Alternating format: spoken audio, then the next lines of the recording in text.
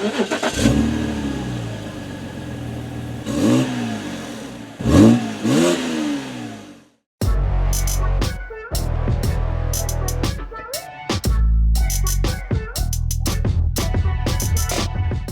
guys, and welcome to MATTSBEAMER. Today I'm going to show you around this 2007 E70 BMW X5 3-litre SI. The E70 X5 took over the original X5, which was known as the E53. The E53 was such a groundbreaking car in every single way when it was released in 1999, especially in the way it drove. Bear in mind, it was a time when the P38 Range Rover was the king of the off-roaders. The E53 was replaced at the end of 2006 by the more advanced E70 and stayed in production up until 2013. The E70 was replaced by the F15 X5. Anyway, back to the E70.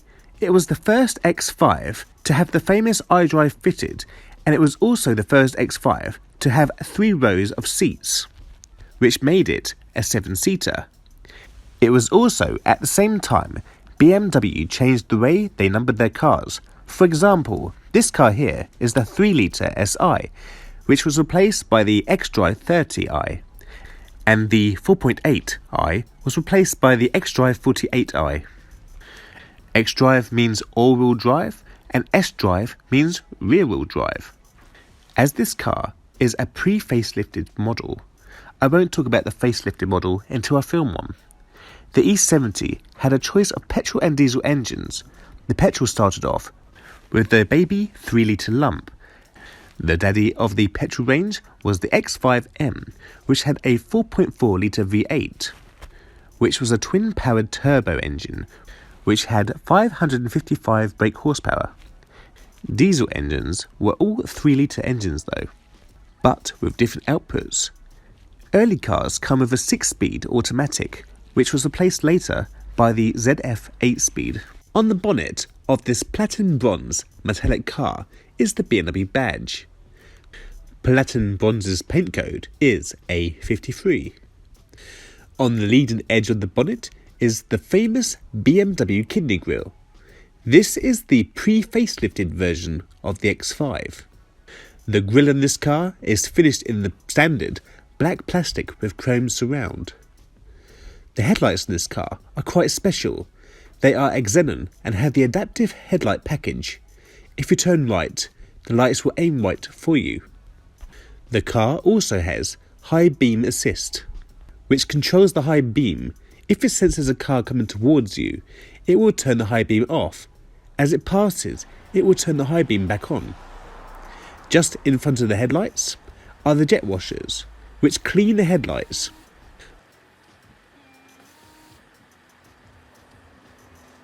Below the kidney grille is a small mesh grille.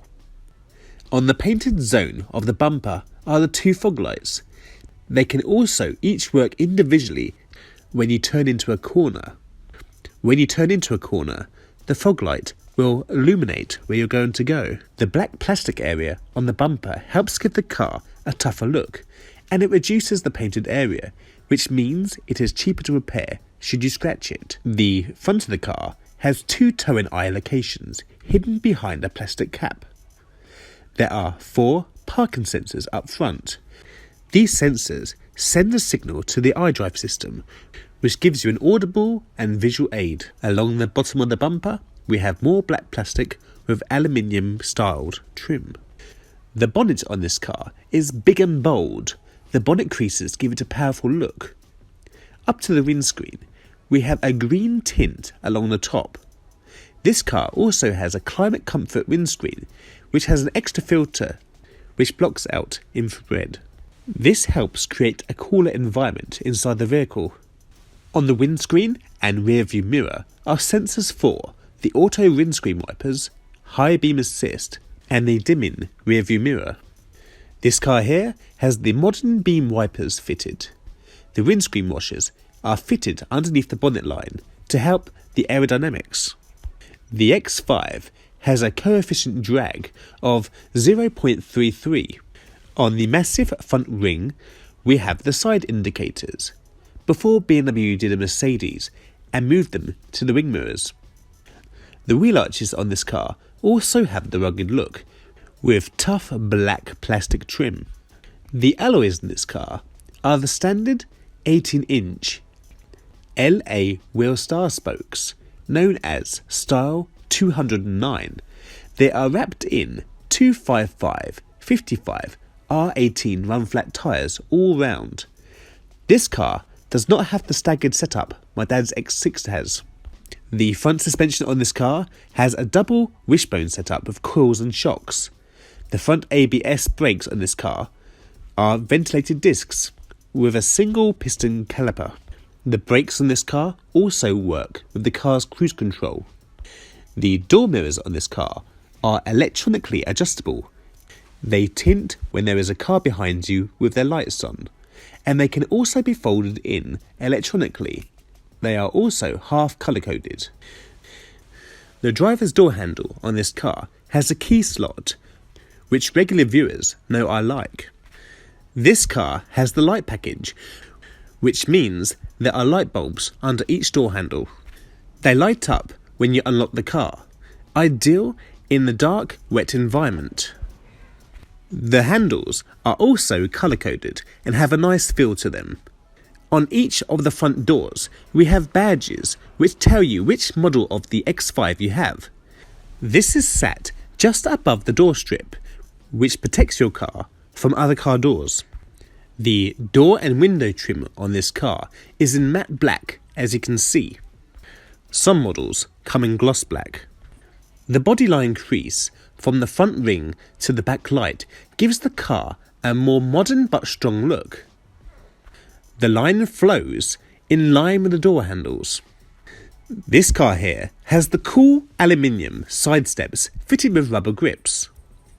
The ground clearance on this car is 22.2 centimeters.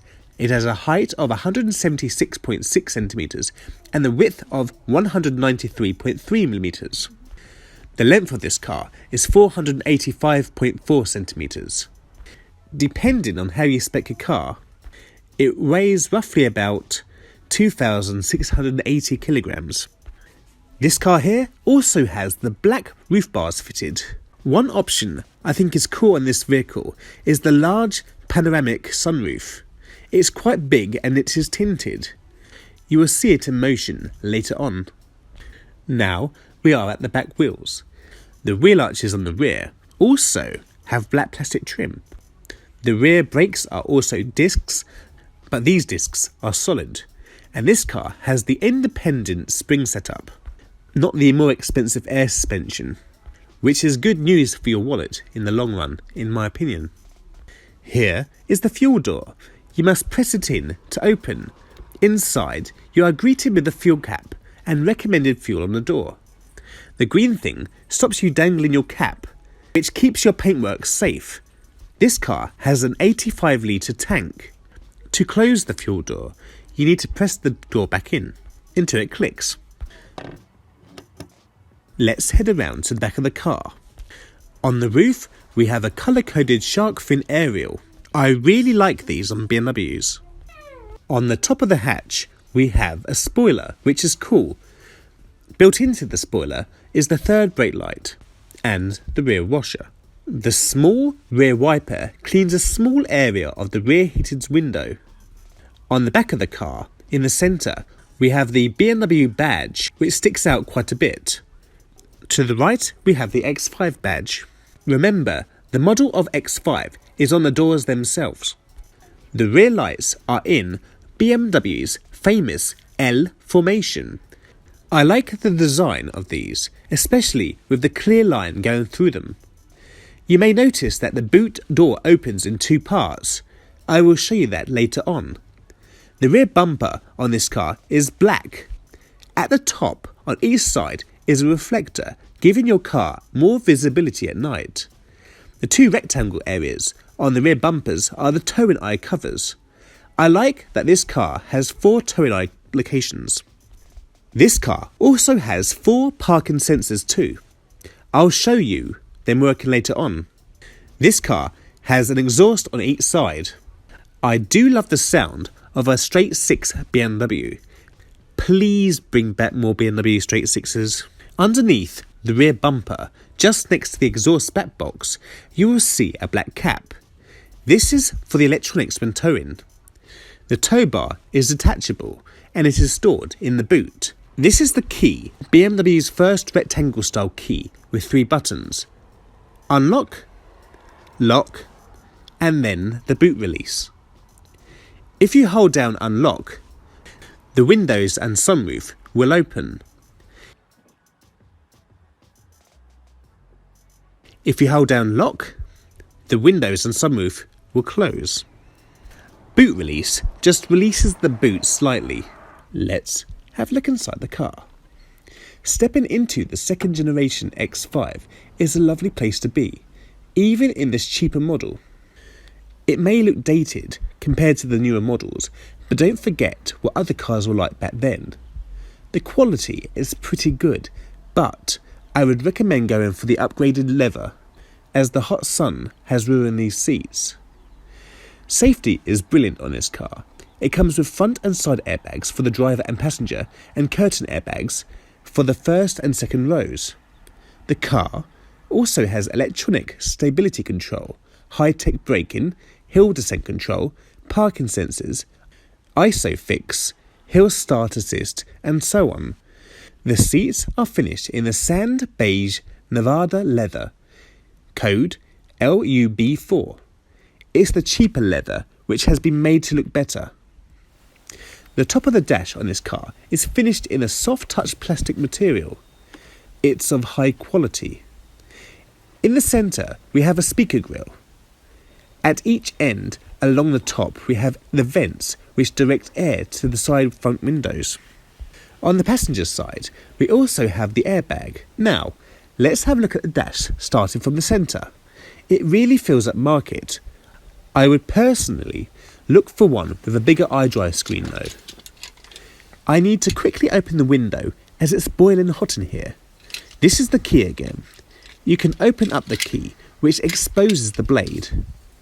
This blade is for emergency situations, for example when the battery is flat. Anyway, let's pop the key into the key slot and turn on the ignition.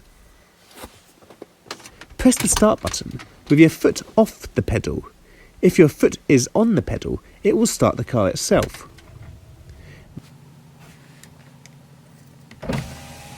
Back to the dash. I'll come back to the screen later, but it's the standard screen the car gets with the older iDrive system. Below the screen are the main air vents for the auto air conditioning system. On the outer edges of the vents are the open and close wheels for the air vents. The direction of airflow is controlled by the alloy styled adjusters. Between the vents are 2 buttons. The red triangle is a warning triangle which all cars must have. This button controls the central lock-in from the inside. Below the air vents are some alloy coloured trim, and on the underside of it is a black button. This black button opens up the very cool glove box. It's such a shame though that the sun has warped the door slightly. Moving on down to the auto air conditioning system with the orange and black display. The buttons at either end of the air conditioning system, with the man sitting down being attacked by sausages, are the buttons which control the airflow zones. When pressed, it lights up green and the iDrive screen shows you what is happening. There are many ways you can direct the air at you or the passenger. The auto button on the left puts the air conditioning into auto mode, keeping the interior at your desired temperature. It has a few power settings too. The left knob also controls the temperature of the driver's zone. Under the auto button, you may notice a little grille.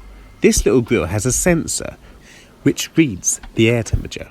This button here is for warming up the front windscreen. This button is for warming up the rear window. This button here controls the fan speed. Press the bigger fan to make the speed faster. This car's recirculation system also has an automatic sensor to know when to activate it.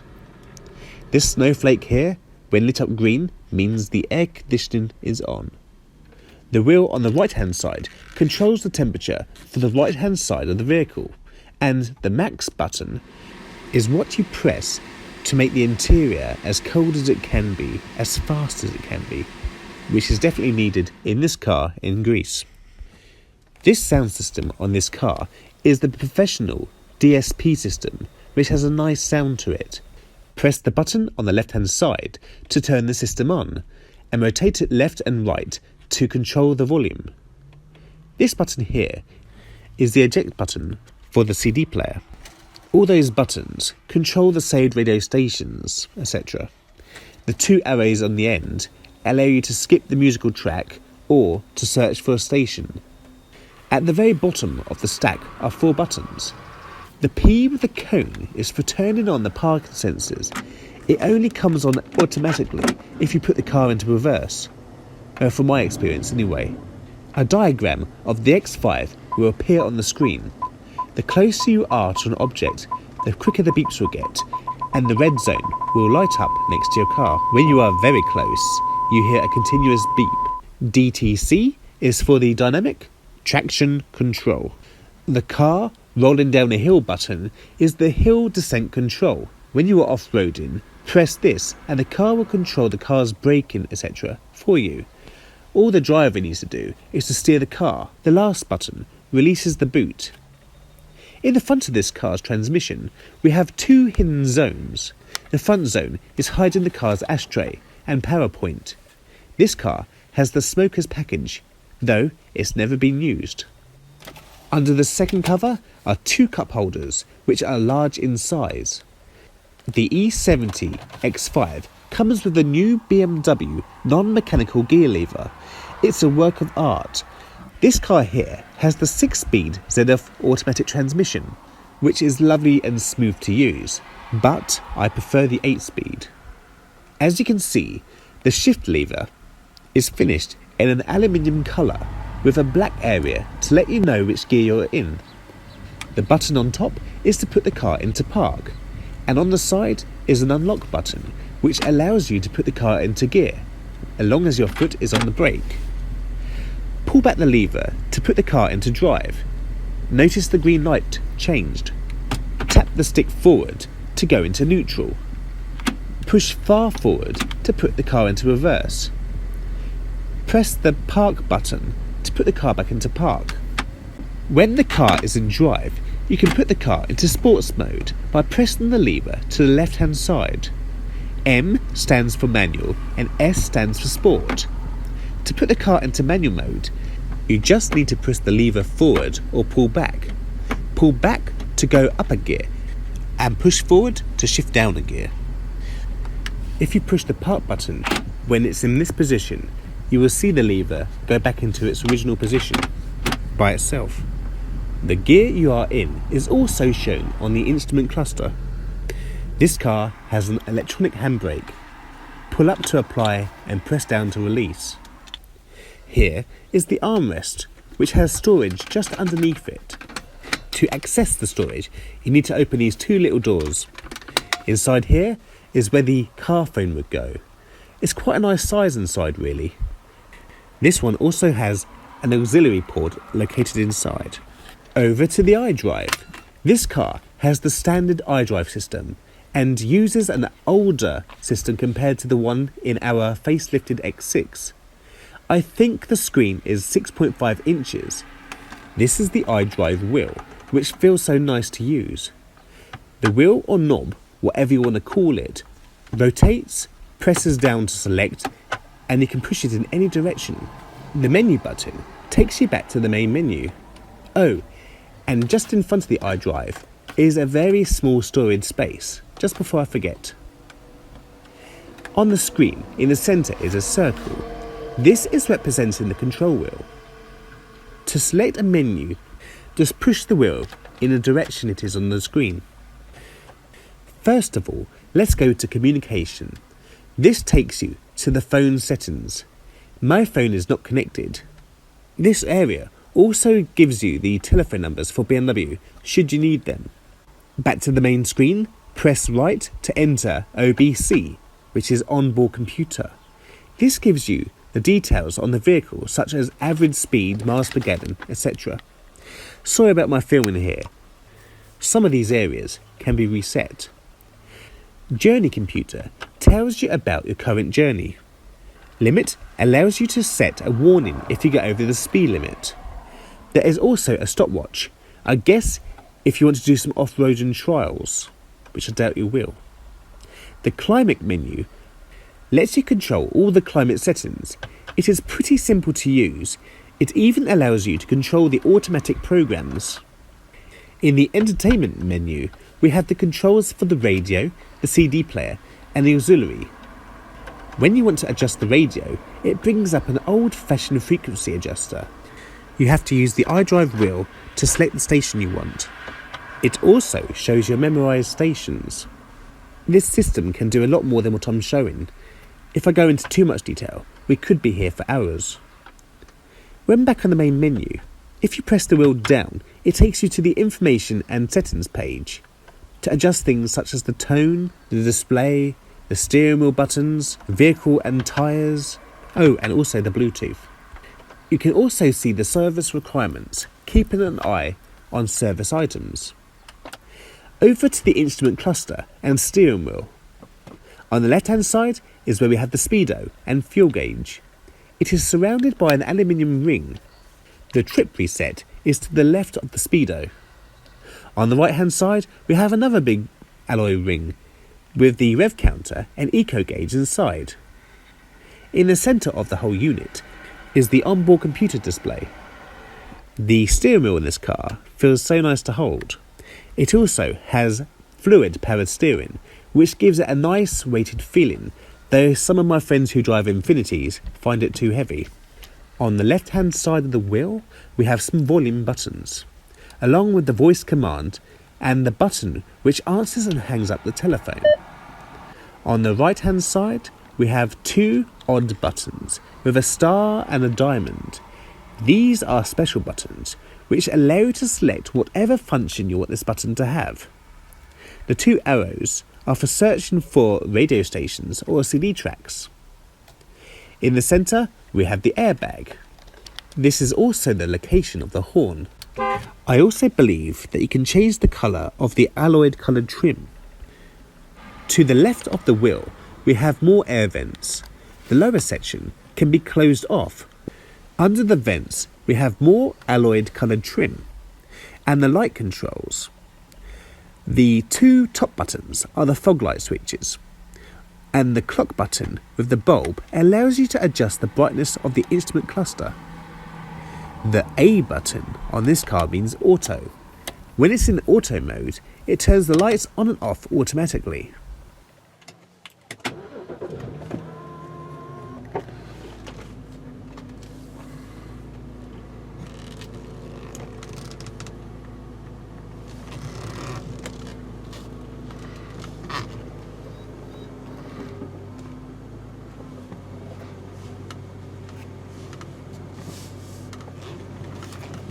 Here is the indicator stalk, which controls the main beams too. The BC button and arrows control the onboard computer, which is displayed between the rev counter and the speedo. This stalk here is the cruise control, and this tiny stalk is for adjusting the steering wheel position. It can move upwards and downwards, inwards and outwards. The stalk on the right hand side controls the wipers. This car has auto wiping system, which means if it rains, wipers will automatically start working. Over to the door. Here we have the tweeter speakers. The door handles on this car feel nice with a positive feel. Here we have more wood trim known as dark burr walnut wood with a brushed alloy style finish to the edge. The door lock. This car has a leather effect trim on the door. Well, it could be real, but I'm not sure.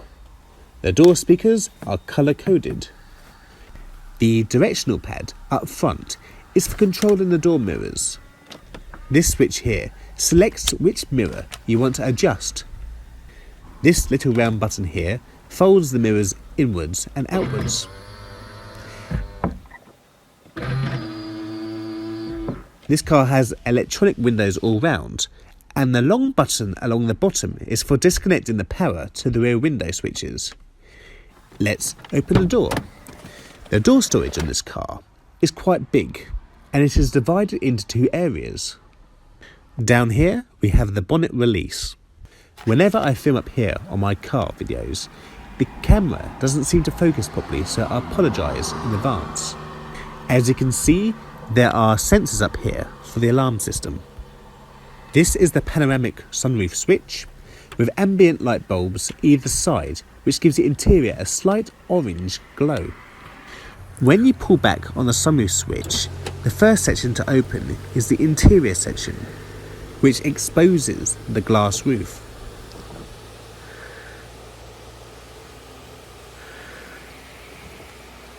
Do the same again, and it will open the glass part halfway.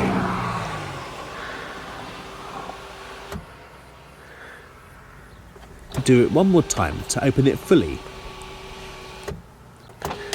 Press forward to close it. When the sunroof is closed and you push up lightly on the button, the tilt feature will activate. Also up here we have the interior lighting and matte reading lights.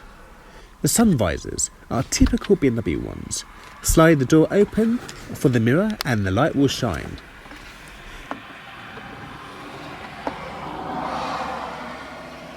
Everyone gets a soft closing grab handle in this car, unlike the BMW X6. Here is the clever rear view mirror, which I mentioned earlier, has a sensor which tints the colour of the glass for you.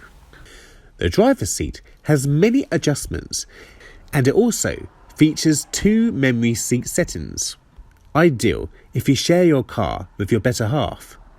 Even the headrests are electric. I also like that the seatbelts are colour coded. Let's jump into the passenger side.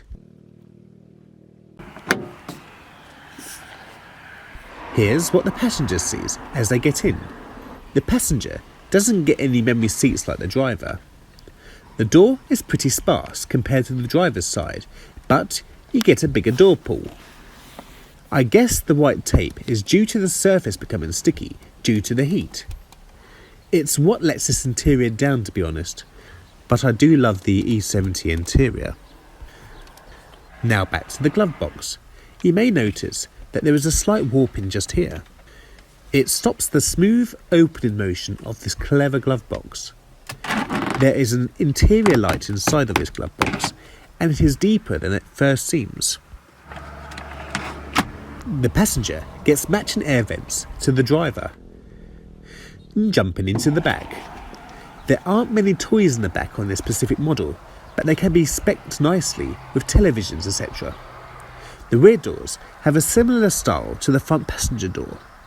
The rear doors have child locks just here, and little round reflectors. Each rear door has 2 rear speakers near the grab handle, and down in the door storage we have an ashtray. Jumping on in, here is the view of the dash from the back seats. I love the big panoramic sunroof. It makes it feel light and airy inside this cabin. The front seats have pockets built into them for storage. Next to the rear soft closed grab handles, we have some matte reading lights and more interior lighting. In the centre we have more air vents with the hot and cold adjustment along with the 12-volt power socket. In the bottom we have more storage. In the rear of this 5-seater X5 we have 3 full seatbelts along with headrests. You will also see that this car has ISOFIX points too. The rear has an armrest in the centre seat. Press the black button and fold it down. It's a lot thinner than the past BMW armrests that I am used to. Hidden at the end are 2 cup holders. A very cool hiding place. On the outer edge of the backrests are 2 large buttons, one each side. These allow you to fold the seats down. The red thing that pops up is just to warn you that the seat is not locked into place. Heading around to the back. Just under the BMW badge, in between the number plate bulbs, is the boot release handle. Don't forget that you can use the key or button on the dashboard to open the boot. This boot opens in two sections. The bottom one allows you to treat it like a bench, a bit like the Range Rovers.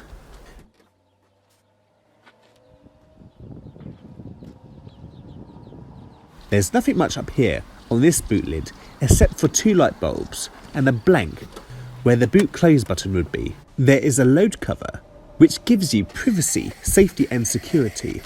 There is also a net too, which is ideal if you have a dog. It stops them entering the cabin.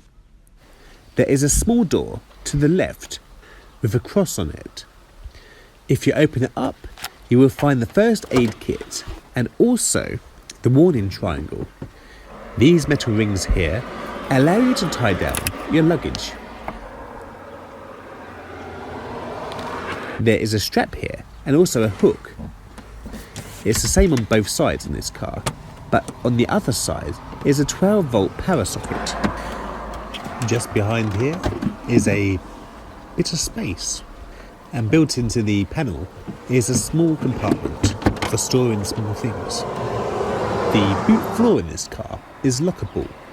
When you undo the door, it raises up on a hydraulic strut, which makes it so much easier to lift. There is a nice storage compartment towards the back.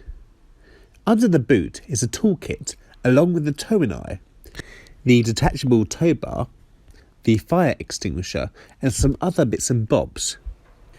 These little buttons here allow you to remove the load cover. Behind here is another speaker. Let's fold down the rear seats. Very easy and simple to do. The boot in this car is 620 litres in size, which is a good size, but believe it or not, it's smaller than the Range Rover Sports and the Mercedes M-Class of the same year. But it's bigger than the Audi Q7. When you fold down the rear seats, the load volume increases to 1,750 litres. Putting up the seats is even easier. Oh, and before I forget, the legroom on this car is plentiful.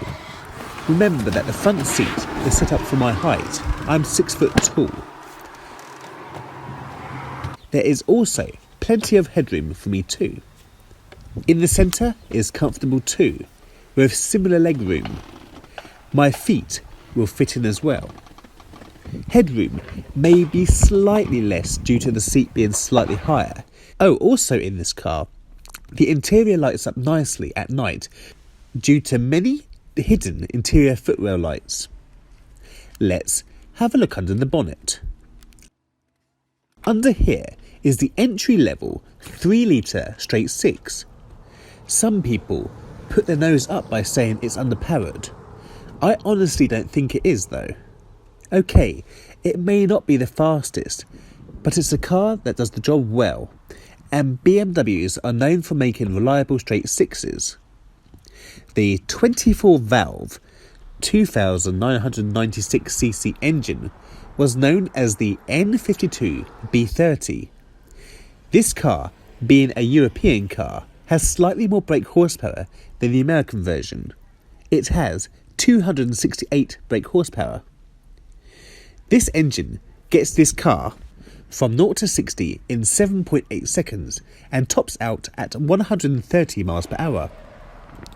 It produces 315 Newton meters of torque, 232 foot-pounds, which gets sent to all four wheels due to the car's all-wheel drive system, which we all now call the X-Drive. I wasn't getting much to the gallon on this car, but then again, I was doing very short distances, doing a top speed of around about 70 kilometers per hour. I was getting around about 23 miles per gallon, but I know they do an average of 27 miles per gallon. I know around town they are quite thirsty, as it takes a bit of oomph to move the car off the line. If you worry about fuel, get a diesel.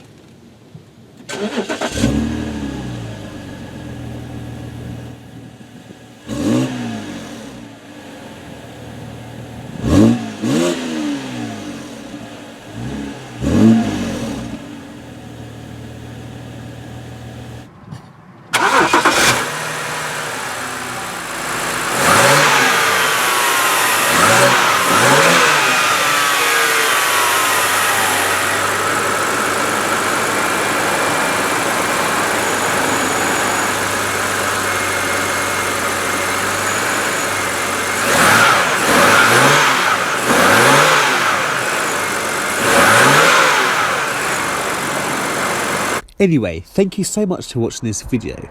If you like it and want to see more in-depth tours, please subscribe to this channel. If you are also considering the X6, check out my video based on my dad's X6 40D xDrive. I don't just do in-depth tours, I also make DIY videos based on the BMW 1 series, the F20, F21 generation. Anyway, have a good day and take care.